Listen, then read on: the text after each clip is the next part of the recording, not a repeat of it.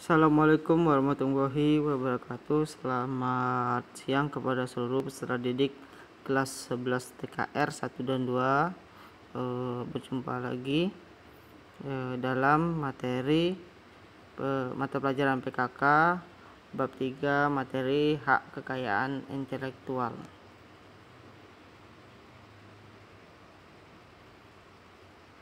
Nah, kalau minggu kemarin Bapak sudah menjelaskan apa itu pengertian hak atas kekayaan intelektual atau disebut haki.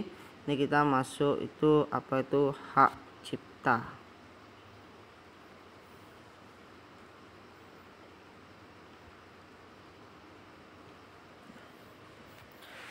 Hak cipta di sini konteksnya itu bukan hak cipta Tuhannya, dalam artian hak cipta kepada produk-produk yang diciptakan manusia itu sendiri.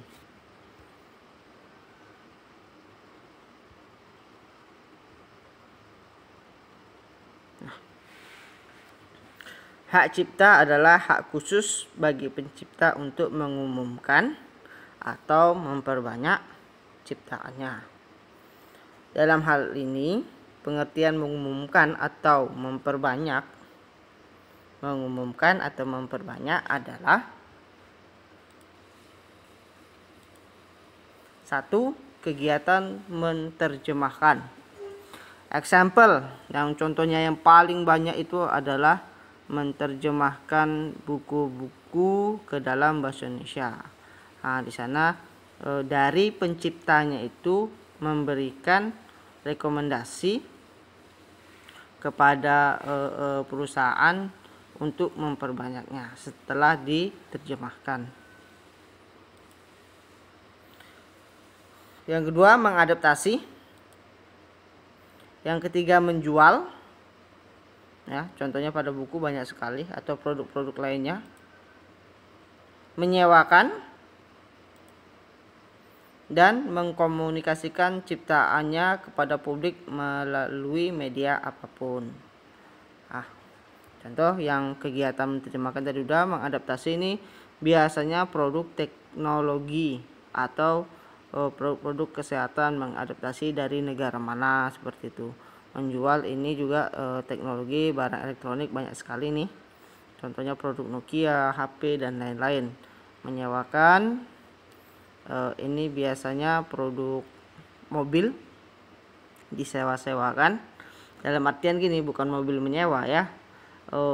Barangnya barang dari produk mobil A atau pencipta mobil A itu bisa disewakan ke perusahaan si B dan mengkomunikasi ciptaan ke publik melalui media apapun. Ini paham lah, kalau udah komunikasi ciptaan ke publik melalui media apapun, bisa televisi, radio dan lain-lain. Ini dari hal pengertian mengumumkan atau memperbanyak.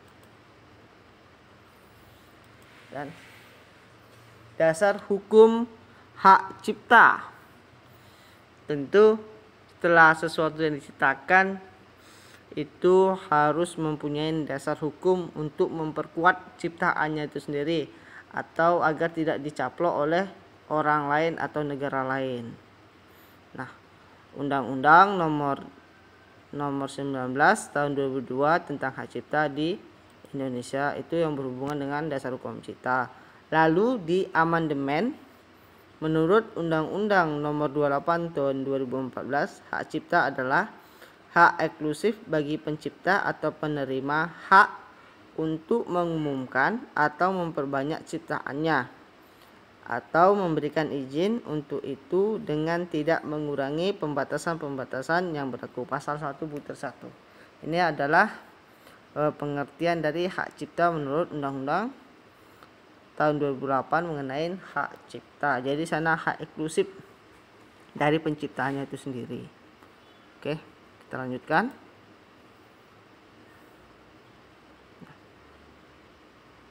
Masih mengenai dasar hukum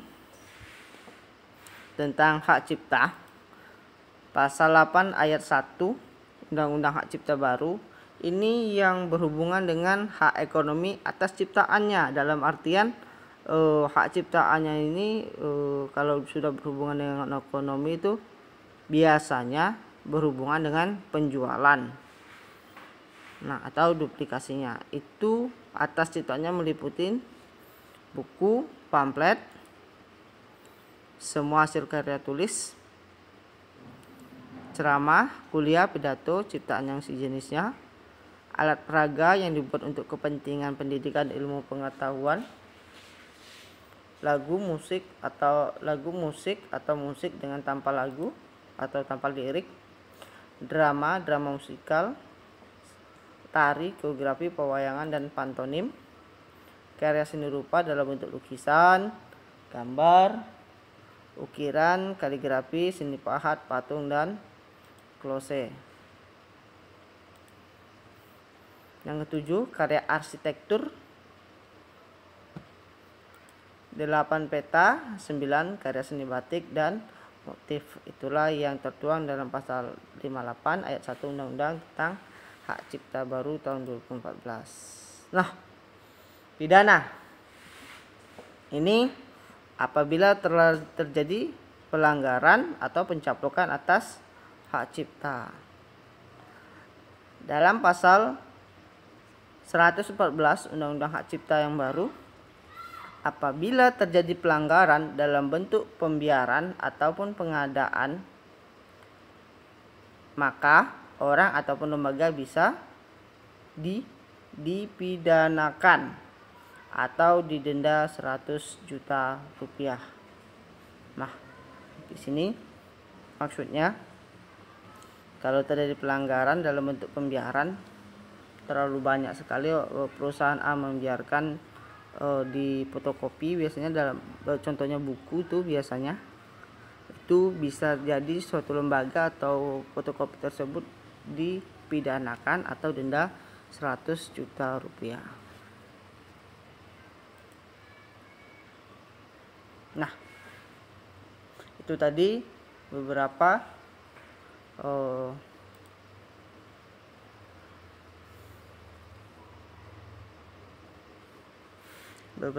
dari pengertian apa itu hak cipta menurut undang-undang serta turunannya dan akibat dari pelanggaran atau penciptakan yang terjadi maka bisa dipidanakan. Lalu bagaimana cara pendaftaran hak cipta? Nah, pendaftaran hak cipta itu di kantor hak cipta, Direktorat Jenderal Hak Kekayaan Intelektual, Departemen Hukum dan HAM, dalam artian di Jakarta nih, Ditjen HKI Depkumham. Nah, apa saja persyaratan yang akan dibuat atau permohonan pendaftarannya? 1. Mengisi formulir pendaftaran ciptaan rangkap 2. 2. Surat permohonan pendaftaran ciptaan mencantumkan nama dan kewarganegaraan. 3. Uraian ciptaan rangkap 2. Maksudnya situ diuraikan ceritanya. 4. Melampirkan bukti kewarganegaraan pencipta dan pemegang hak cipta berupa fotokopi KTP. Yang kelima, permohonan pendaftaran ciptaan diajukan atas nama lebih dari seseorang dan satu badan hukum dengan nama-nama harus tulis semuanya dengan menetapkan satu alamat pemohon.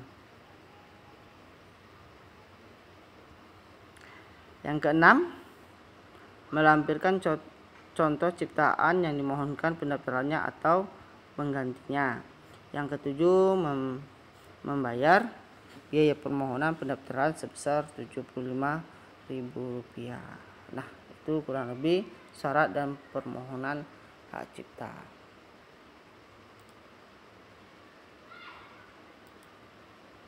Oke, sampai di sini materi kita tentang subnya yaitu hak cipta dan bagaimana cara pendaftaran.